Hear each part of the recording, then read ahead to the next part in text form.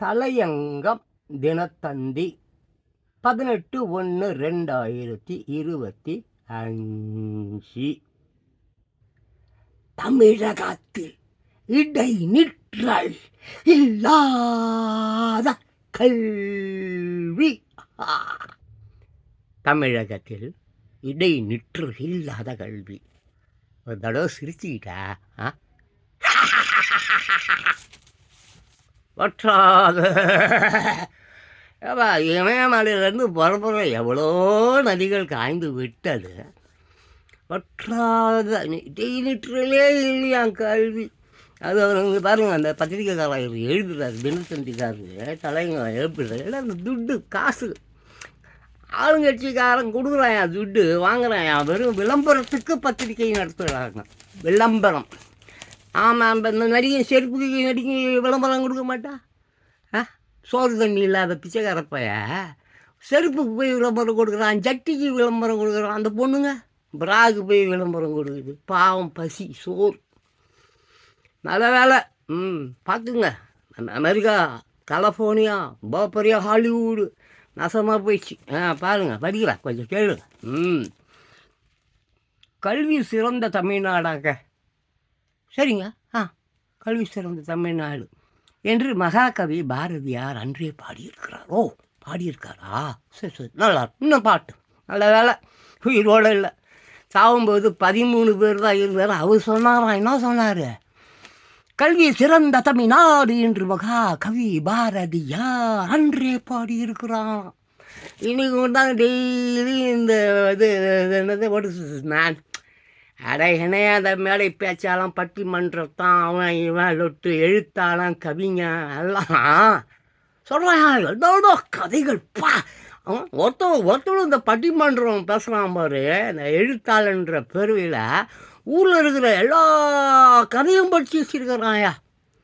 எல்லா கதைக்கும் உதாரணம் சொல்கிறான். எல்லாம் 15ஆம் நூற்றாண்டு, 18ஆம் நூற்றாண்டு, இப்படிதான்.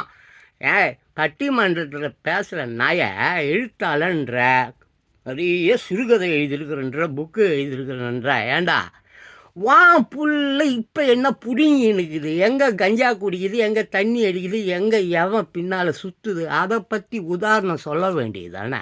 விட்டாயா, போயிட்டான். எங்கே போயிட்டான்? சேரன் உதாரணம் காட்டுறான், சோழனும் உதாரணம் காட்டுறான், போர்த்துகீசியன உதாரணம் காட்டுறான், டச்சுக்காரனை உதாரணம் காட்டுறான், ஃப்ரெஞ்சுக்காரனை உதாரணம் காட்டுறான். 2200 வருஷத்துக்கு முன்னால் வாழ்ந்தான் பேர் அலெக்சாண்டரு, அவனை பற்றி பேசுகிறான். ஆட அறிவட்ட நாய, உன் புள்ள எப்போ என்ன புரியுது, உன் பொண்ணு எவன் பின்னாலும் நான் அசிங்கமாக பேசுகிறேன். நான் இதை வச்சுக்காதீங்க. சொத்துக்கு என்னன்னா செய்வீங்களாடா? என்ன வேணா பேசுவீங்களா? என்னவையா பேசுகிறானுங்க அவனுங்க.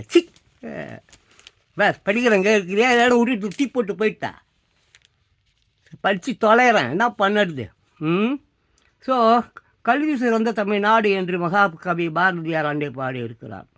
தமிழர்கள் கல்விக்கு அதிக முக்கியத்துவம் கொடுத்து வந்தார்களப்பா. தமிழர்கள் கல்விக்கு அதிக முக்கியத்துவம். ஏன்னா கும்மிடி பூண்டியை தாண்டாத பையன், கையெழுத்து போட தெரியாத பையன், ஒரு புஸ்தகம் கூட படிக்க தெரியாது. புஸ்தகங்கள்லாம் என்னன்னே தெரியாதவங்கலாம் படிக்கிறான்னு சொல்கிறேன். அசிங்கமாக. ஏன்னா பிறந்த நாளுக்கு புக்கு வாங்கி கொடுக்குறவனுக்கு படிக்கணும்னு என்னைக்காவது தெரிஞ்சுதா? ஒரு கண்காட்சி பூரா சின்ன இருக்கிறாயா புக்கு. எவ்வளோ? 10 ஏக்கரில் புக்கு கண்காட்சி. அந்த புக்கு விற்கிறான அந்த புறம்போக்கு கூட அந்த புக்கு படிக்கிறது இல்லை. ஏடா அந்த புக்கு அவ்வளோ புக்கு வச்சுருக்கானே, அந்த புக்கை ஒருத்தவன் படிக்கணும்னு நினச்சான். எத்தனை கோடி வருஷங்களாகவும் அத்தனை புக்குகளையும் படிப்பதற்கு. ரொம்ப கேவலமானவங்களாக இருக்கிறானுங்க. அடைச்சி காசு கொடுக்குறான், மேடையில் துட்டு கொடுக்குறாருக்கு வர்றதெல்லாம் பேசுவியா? எவ்வளோடா பேசுவீங்க? என்னதான்டா பேசுகிறீங்க? எதுக்குடா பேசுகிறீங்கடா? மேடையில் பேசி இறங்கின உடனே பஸ்ஸில் போக போறியா, ஆட்டோவில் போக போறியா, இல்லை ஆட்டோவுக்கு காசு கொடுத்தானா கொடுக்கலையா? ஒரே மேடையில் 14 வயசில் பேசலாம்யா ஒரு விஷயத்த. சாவுற வரைக்கும் பேசுவான் போல இருக்குது. ஊராக போய் பேசுவான். இந்த நாட்டு மாநில தமிழ்நாடு. அப்படியே போகிறான், இவனையும் கூட்டு போகிறான், சிங்கப்பூர் கூட்டு போகிறான், அங்கே கூட்டு போகிறான், அமெரிக்கா கூட்டு போகிறான், தமிழ் சங்கன்றான், அந்த சங்கன்றான், அந்த சங்கன்றான். 16 வயசில் ஒரு கருமத்தை பேசலாம் பார். எதை பற்றி? ஒரு ஆண் புறாவும் பொன் புறாவும் வேறு வேறு உரிமைகளை தேடாடு கருமம் பிடிச்சவன். 167 புறா வளர்த்தேன். எல்லாம் கருமம், கண்ட கருமங்கள் கூட ஒன்று சேர்ந்து முட்டையை போட்டு மயிரை போட்டு செத்து போச்சு. சொல்கிறான் புறாக்கள் அப்படியே அப்படி பயங்கர லவ்வர்ஸாம், பிரியவே மாட்டாங்களாம், இவங்க இப்படி போக மாட்டாங்களாம். கருமம் அணியானுங்க.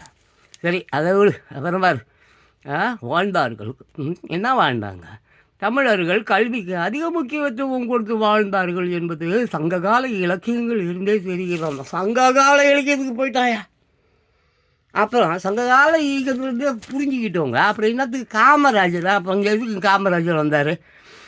அப்புறம் இருந்தே தெரிகிறது. சுதந்திரம் அடைந்த பிறகு பெருந்தலைவர் காமராஜர் அனைவரும் பள்ளிக்கூடத்துக்கு செல்ல வேண்டும் என்பதில் அதிக அக்கறை கொண்டிருந்த முதலமைச்சராக இருந்தார். அவரே படிக்கல. தான் படிக்கவில்லையே என்பதற்காக எல்லோரும் படிக்க வேண்டும் என்று எண்ணியவர் மாபெரும் தலைவர் கருப்பு காந்தி. அவர் யார்? காமராஜர். கர்ம வீரர். அவ்வளோ பண்ணார். எவனா படிக்க போனானா? சரி, இப்போ இன்னைக்கு ஸ்கூலில் என்ன நடக்குது? கல்வி சாலைகளில் என்ன நடக்கிறது? கஞ்சா பகறான், கத்தியை எடுத்துகிட்டு போகிறான், கற்பு அழிக்கிறான், டீச்சரை லவ் பண்ணுறான்யா. அசிங்க, என்ன கேவலம் இதெல்லாம். அப்புறம் என்னது? சுதந்திரம் அடைந்த பிறகு பெருந்தலைவர் காமராஜர் அனைவரும் பள்ளிக்கூடத்துக்கு செல்ல வேண்டும் என்பதில் அதிக அக்கறை கொண்டிருந்தார். பள்ளிக்கூடமே இல்லாத ஊரே இருக்கக்கூடாது, வீட்டில் பள்ளிக்கூடத்துக்கு செல்லாத குழந்தைகளே இருக்கக்கூடாது என்பதே லட்சியமாக கொண்டிருக்கிறார்.